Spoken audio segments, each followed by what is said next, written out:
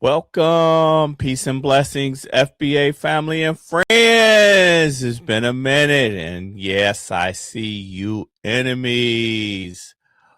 Welcome. I am your brother and host, Dr. Muhammad, and you're tuned in to the Dr. Muhammad Files, where we unpack the real issues in relation to the FBA community with scholarship, civility, and unapologetic truth. Today, we're going to dive into the topic of the week. That is, reparations are not about Africa, and they are not about global flat blackness. They are about foundational Black Americans, the only group enslaved as a permanent racial caste by the United States government with the help of African countries. Yeah, we going there today. Any framework that expands reparations beyond lineage based does not deepen justice, it dilutes it. Let's get going. Fred Hampton, Chairman of Illinois Panther Party.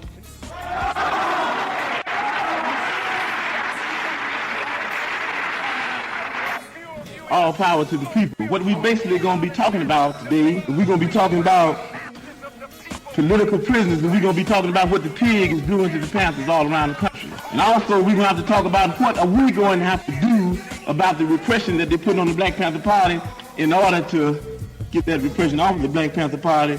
Because you can jail a revolutionary, but you can't jail a revolution. You can run a freedom fighter all around the country, but you can't run freedom fighting around the country. You can murder a liberator, but you can't murder a liberation. So, why reparations matter?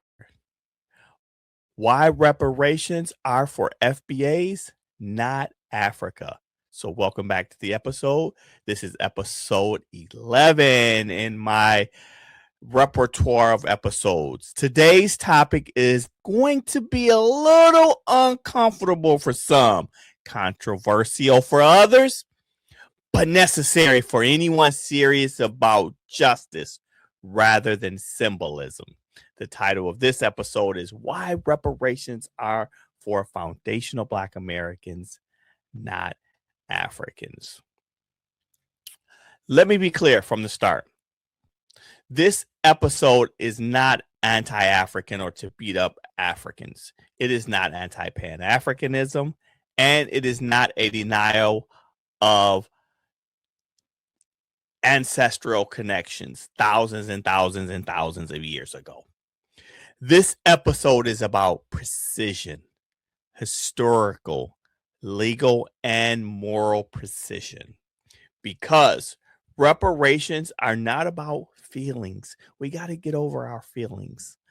They are not about identity performance like Reverend Al Sharpton and Reverend or Attorney Crump just did at the UN.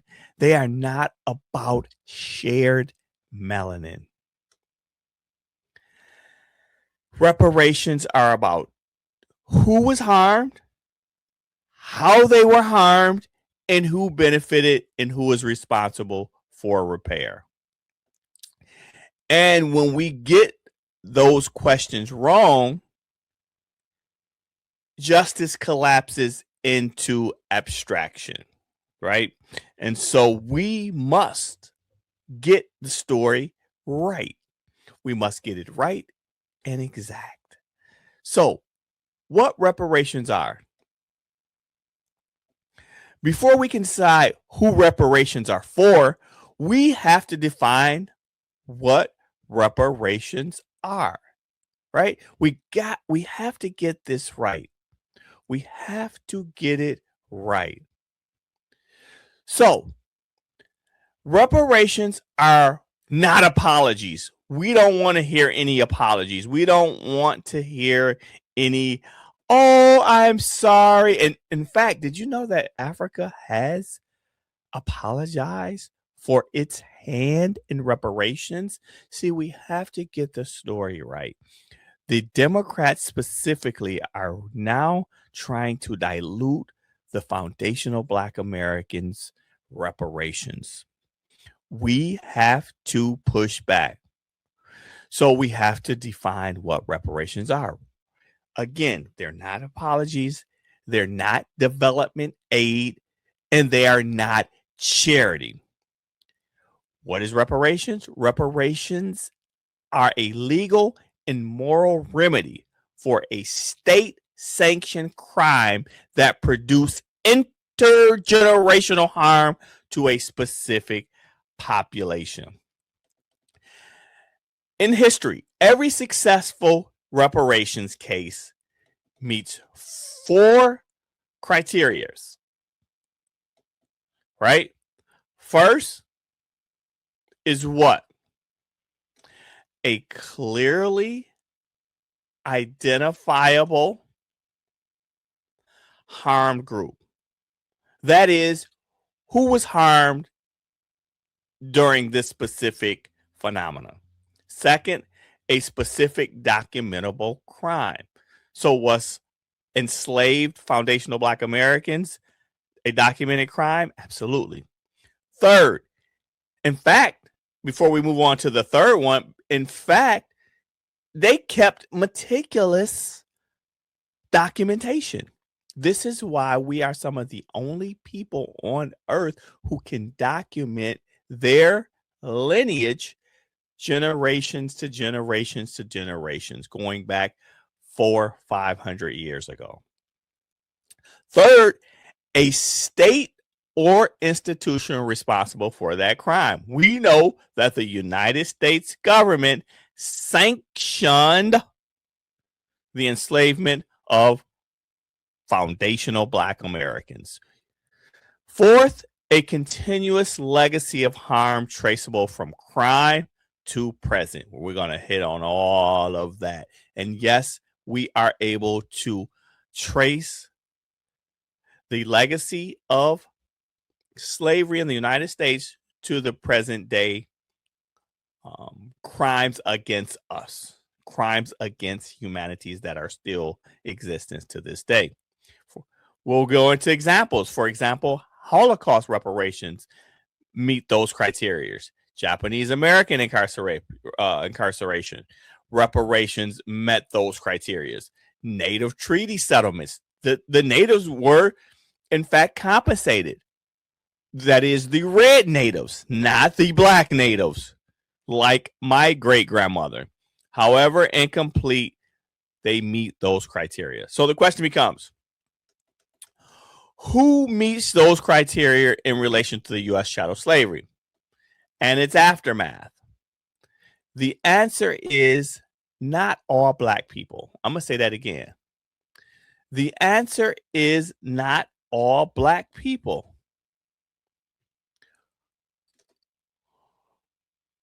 Who are the only Black people who meet that criteria? The answer is foundational Black Americans. Who are foundational Black Americans? Who do we define as foundational Black Americans? Foundational Black Americans are, and I've said this in previous podcasts, you can go back and look at the earlier podcast where I go into depth from my dissertation of who foundational Black Americans are, but we'll touch on it real briefly. Foundational Black Americans are descendants of people enslaved within the United States under a system of racialized, hereditary, perpetual chattel slavery. That system, FBA family and friends, that system was not accidental. It was not informal. It was written into law. FBAs were enslaved by the United States government, protected by the Constitution, regulated by federal and state statutes, enforced by courts, militias, and economic institutions. And when slavery formally ended, that is in 1865, FBAs were subject to many more atrocities, right? Our ancestors were subject to way more atrocities than just slavery during the slavery period. We were subjugated to black codes, convict leasing, Jim Crow apartheid, racial terror in general, redlining, which still goes on to today, educational exclusion. My research centers on FBA exclusion in higher education, specifically against FBA males. Employment discrimination. We see where calls are made with certain black sounding quote unquote names and they're discriminated against. Voter suppression still going on. This is what makes FBA a caste, not merely a racial group. Race is how you look. Caste is how power treats you across generations. I'll say that again. Race is how you look, right? And that's why African and Caribbeans who came, for example, last month can say, hey, I need some of those reparations because I look like Dr. Muhammad. I look just like him and his people. So, hey, why can't I get some of that money? But caste is how power treats you across generations.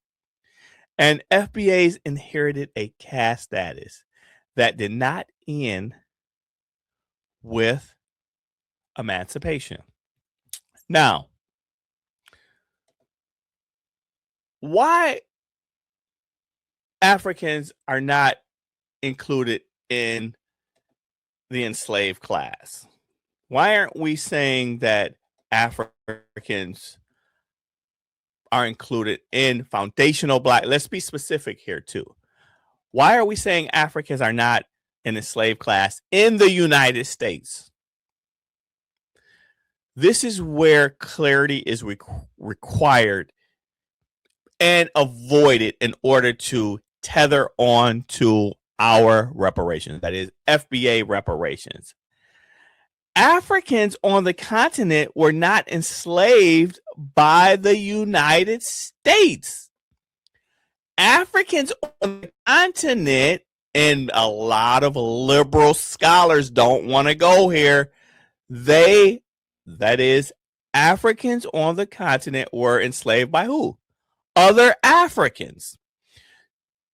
Do you think two white men on a boat can come into Africa with thousands of people, millions of people, and catch slaves like they portrayed on Roots? Absolutely not. It was a system which Queen Zinga and many others played a role in the enslavement of other Africans. For Ghana to come to the United Nations and ask for reparations because they enslaved other Africans is nuts.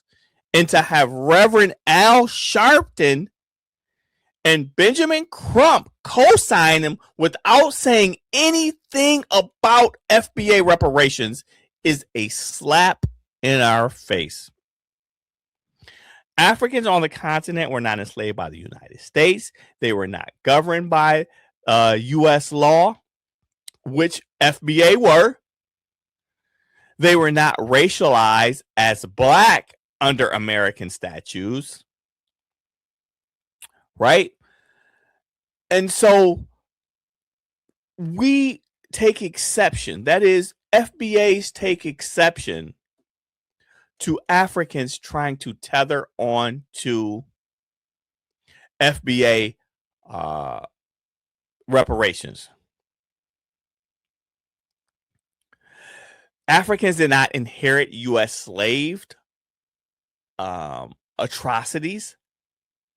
African nations today are descendants of free populations colonized by European empires, not descendant of enslaved people within the American racial caste system. That distinction matters. Yes, they were colonized by the Europeans, but they were not enslaved by the United States government. Africans were enslaved by other Africans who sold those enslaved Africans to Europeans. Again, that distinction matters. They were colonized by the Europeans. Should they get reparations? That's on them. That's on them to fight for the Europeans. But to dilute the foundational Black American reparations is a slap in our face, and we are not taking this lying down. Suffering under colonialism is real.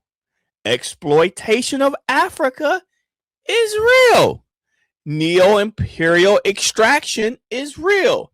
But those injustices are not the same crime committed by a different set of actors against a different population under different legal regimes.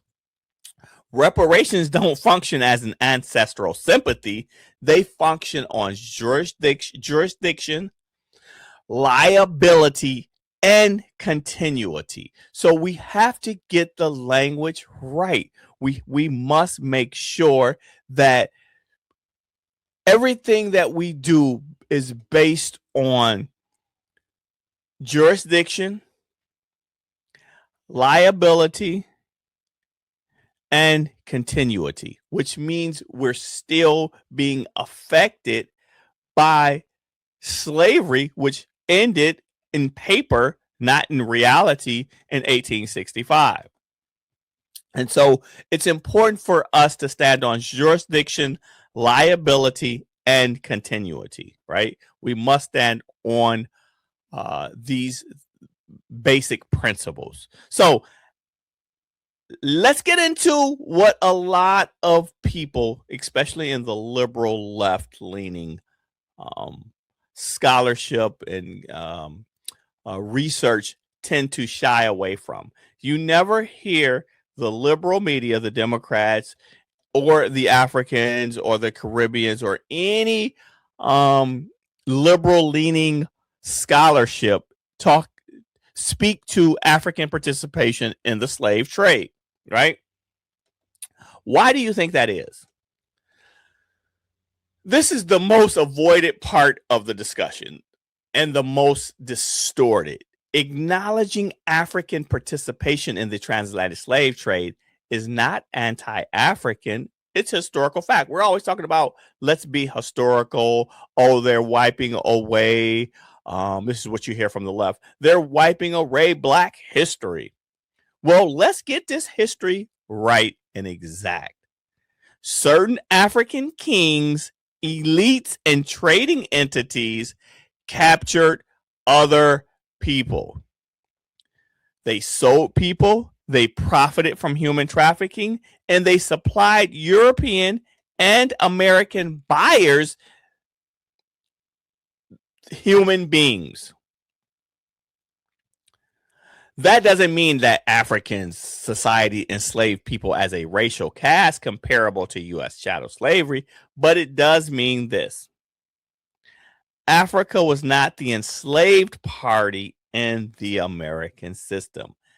FBAs were enslaved in America by American law, enforced by American institutions for the benefit of American wealth accumulation.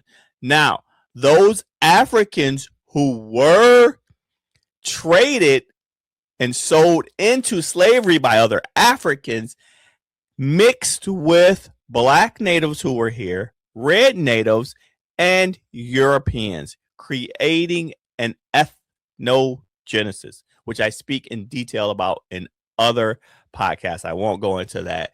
But the Africans who were brought here did not remain isolated and only engaged with other Africans. That is crazy to even think. So those few Africans, and there weren't many, were mixed with the other Blacks who natives who were enslaved, and the ethnogenesis began, and those enslaved took on a different identity other than African.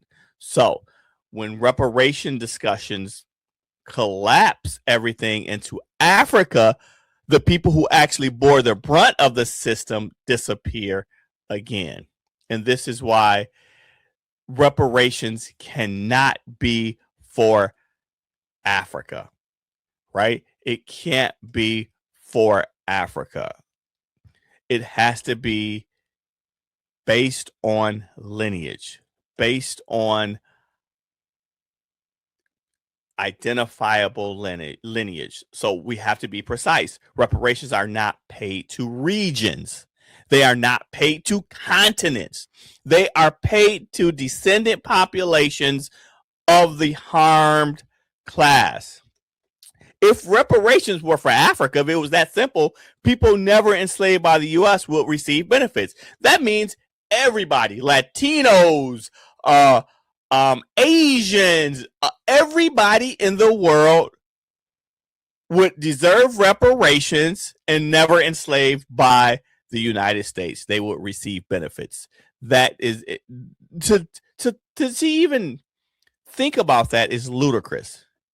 FBAs will once again be displaced from redress. If Africans were to receive reparations, even on our behalf, do you think they would give reparations to foundational Black Americans? Hell no. Hell no. Responsibility will become diffuse instead of accountable. That is not justice. It is redistribution without repair, and we must stop that. It would be the second erasure of FBA's, family, friends. We have to take exception to that, right? We have to take exception to that. First erased by slavery. We were first erased by slavery, right? So it would be an erasure again. Then erased by reparations theater that do not center FBAs are not reparations.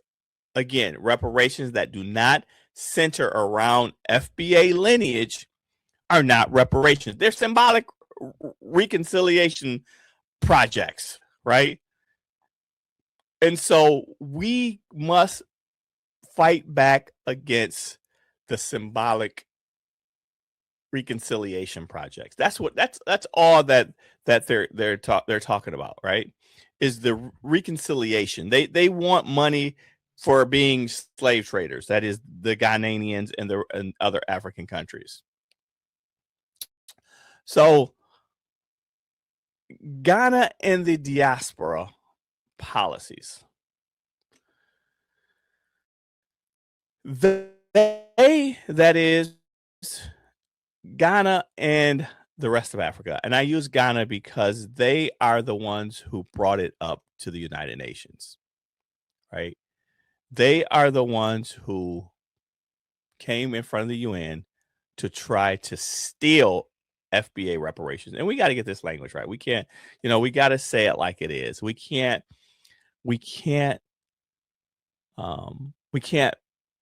beat around the bush. Ghana, not with accusation. This is with analysis, right? This is from what actually happened. Ghana promotes diaspora engagement through initiatives like the Year of the Return, Beyond the Return, I think it's called. The problem with this is these programs rely on flat Blackness, African identity, a broad diaspora label that threatens all Black people as interchangeable, right? This is erasure. This is erasure of foundational Black Americans. We are not Africans. I've did my DNA test and I can assert that I have not found any African cousins, aunties, grandmas, grandpas, G-paws. I have not found one. I have found them in Kosciuszko, Mississippi, where my people from, Mobile, Alabama, and from South Carolina, KC, South Carolina, where my father's from. So again, these programs, they rely, the Year Return, Beyond the Return, they rely on flat Blackness identity. And FBA reparations disrupt this model. This is why everybody are so up in a uproar, because they know that distinction documentation, caste analysis, acknowledgement of hierarchy within Black populations disrupt the flat Blackness, and they can't tether on to our reparations. And that clashes with the state level Pan-African diplomacy, which depends on unity narratives, not specificity, right? And we have to push back on this, right?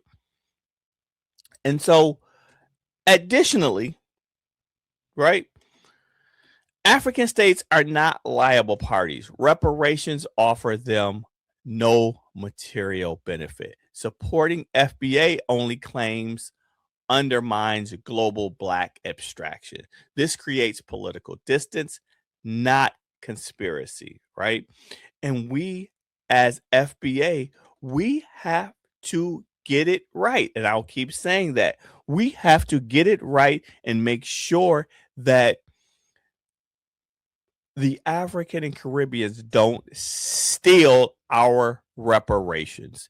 And this may seem harsh, and it may seem a bit it may seem a bit confrontational, but we can't get this wrong. There's a big movement to erase us, and we have to push back, right? And so unequal experiences of Blackness. One of the hardest truths to confront is this: Blackness is not experienced equally across the world. In the United States, Black is a legal caste designation within inherent penalties. In Africa, Blackness is normative, not penalized. This is why you'll hear a lot of Africans say,